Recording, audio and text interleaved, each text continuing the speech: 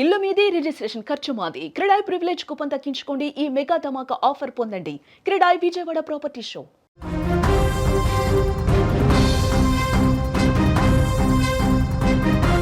ఇంటి owners be alert. మీ చుట్టూ ఉండే వ్యక్తులు, మీ ఇంట్లో ఉండే వాళ్ళు మంచి వాళ్ళని నమ్మి మోసపోకండి. ముఖ్యంగా ఒంటరిగా ఉండే వృద్ధులు తస్మాత్ జాగ్రత్త. మేము ఇలా అనడానికి హైదరాబాదులో మల్లాపూర్ బాబానగర్లో జరిగిన ఘటనే కారణం. హైదరాబాద్లోని మల్లాపూర్ బాబానగర్ ప్రాంతంలో ఓ వృద్ధురాలి దారుణ హత్య స్థానికంగా కలకలం రేపింది. ఈ నెల 18న వృద్ధురాలు సుజాత మిస్సింగ్ కేసును పోలీసులు ఛేదించారు. ఈ కేసులో వెలుగు చూసినటువంటి నిజాలు చూసి పోలీసులు షాక్ అయ్యారు. కాకిలే కలవరపాటుకు గురయ్యారు. ఇందులో ఉన్నటువంటి నిజాలు చూసి మల్లాపూర్ బాబానగర్ ప్రాంతంలో సుజాత అనే వృద్ధురాలు ఒంటరిగా నివసిస్తుంది. మీరు స్క్రీన్ మీద ఆమె ఫోటో కూడా చూడొచ్చు. కోనసీమ జిల్లా పేరవలి మండలం కొత్తపల్లికి చెందిన ఎం అంజిబాబు అనే క్యాబ్ డ్రైవర్ సుజాత ఇంట్లో అద్దెకి దిగాడు. ఈ నేపథ్యంలో యజమానురాలి బంగారు నగల మీద అంజిబాబు కనుబడింది. సుజాత ఒంటరిగా ఉండటాన్ని ఆసరాగా తీసుకుని నగలు కొట్టేయాలని ప్లాన్ చేశాడు. ఇందులో భాగంగా ఎవరూ లేని సమయంలో సుజాతను హత్య చేసి నగలు దొంగలించాడు. డిసెంబర్ 24వ తారీఖున సుజాత సోదరి ఆమె ఇంటికి వచ్చింది. సుజాత కనిపించకపోవడంతో ఆందోళనకు గురైన సోదరి పోలీసులు కంప్లైంట్ చేసింది. పోలీసులు వెంటనే మిస్సింగ్ కేసు నమోదు చేసుకుని దర్యాప్తు చేపట్టినటువంటి పరిస్థితుంది. ఒకసారి మీరు స్క్రీన్ మీద సీసీ కెమెరాలో రికార్డ్ అయినటువంటి దృశ్యాలు కూడా చూడొచ్చు. ఆ అంజిబాబు అక్కడ ఇంటి సమీపంలో నడుచుకుంటూ వెళుతున్నటువంటి దృశ్యాలు కూడా కనిపిస్తున్నాయి. అక్కడ ఒక లగేజ్ బ్యాగ్, ఒక సూట్ కేసు లాంటిది, ట్రావెల్ బ్యాగ్ ఏదైతుందో దాన్ని తీసుకుని వెళ్తున్నాడు చూడండి. అందులో ఏముందో తెలుసా? ఆమెను హత్య చేసి, ఆ వృద్ధురాలని హత్య చేసి ఆ సూట్ కేసులో కుక్కి తీసుకెళ్తున్నటువంటి దృశ్యాలు. సుజాత ఇంట్లో అద్దెకుండే అంజిబాబు పోలీసుల ఇన్వెస్టిగేషన్లో బయటపడింది. నేను చెప్తున్నాను, అంజిబాబు కూడా కనిపించలేదు. ఈమె కనిపించలేదని చెప్పి ఆమె సోదరు ఎప్పుడైతే కంప్లైంట్ చేసిందో ఈ అంజిబాబు కూడా ఇంట్లో అద్దెకున్నట్టుగా అతను కూడా కనిపించట్లేదు. వెంటనే పోలీసులకు అనుమానం ఇచ్చింది. అనుమానం వచ్చి పోలీసులు ఇన్వెస్టిగేట్ చేస్తే మొత్తం కూడా బయటకు వచ్చింది.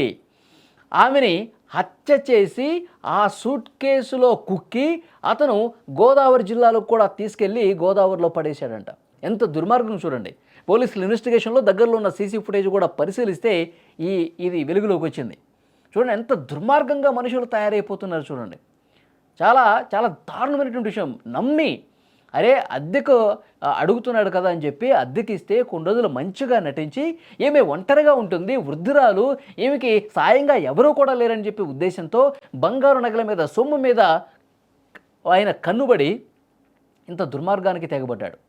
స్నేహితుల సాయం కూడా తీసుకున్నాడు. ఇద్దరు స్నేహితుల సాయం తీసుకుని ఇంట్లోకి వెళ్ళి ఆ వృద్ధురాల్ని దారుణంగా చంపేసి తర్వాత ఆ బంగారు నగలన్నీ కూడా దొంగిలించేసి తర్వాత ఆమెను మళ్ళీ అనుమానం రాకుండా ఉండేందుకు ఆ సూట్ కేసులో, ఆ లగేజ్ బ్యాగులో కుక్కి ఏ విధంగా తీసుకుపోతున్నాడు చూడండి. మృతదేహాన్ని ట్రావెల్ బ్యాగులో తీసుకెళ్తున్నటువంటి దృశ్యాలు చాలా స్పష్టంగా పోలీసుల ఇన్వెస్టిగేషన్లో బయటపడింది.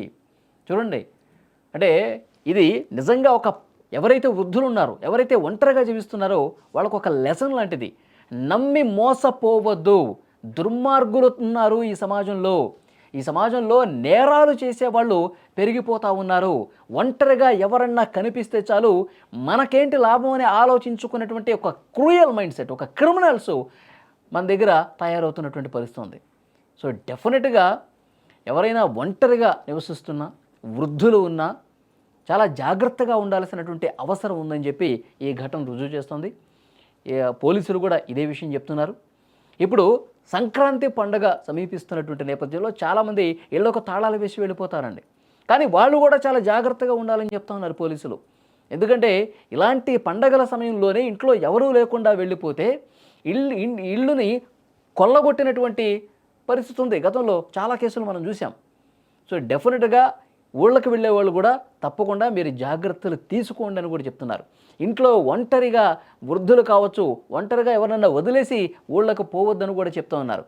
ఆల్రెడీ వృద్ధులు ఎవరైనా ఒంటరిగా నివసిస్తుంటే తగిన విధంగా జాగ్రత్తలు తీసుకోవాలి. మీ కుటుంబ సభ్యులు కావచ్చు, బంధువులు కావచ్చు, ఎవరైనా తోడు తెచ్చుకోండి. ఒంటరిగా ఉండొద్దని కూడా పోలీసులు హెచ్చరిక పంపిస్తున్నటువంటి పరిస్థితి. అంత బాధాకరం చూడండి. అద్దెకున్న వాడే డబ్బు కోసం, నగల కోసం పూర్తిగా దారుణంగా చంపేసి మనుషులను చంపే కాడికి వచ్చేసారు చూడండి. కేవలం డబ్బు కోసం. మళ్ళీ వాడిని దొరికితే నేను జైల్లో ఊచలేక పెట్టాలి, సంవత్సరాలు జైల్లోనే ఉండాలని చెప్పి అది లేదు. మనం దొంగతనం చేసామా, డబ్బులు తీసుకున్నామా, నగలు తీసుకున్నామా, వీళ్ళు చంపేయడం దారుణంగా. చాలా బాధాకరమైన విషయం. పోలీసులు అయితే చాలా సీరియస్గా చెప్తూ ఉన్నారు. ఇప్పుడు వాళ్ళ ముగ్గురిని కూడా అరెస్ట్ చేసి జైలుకి తీసుకెళ్లారు.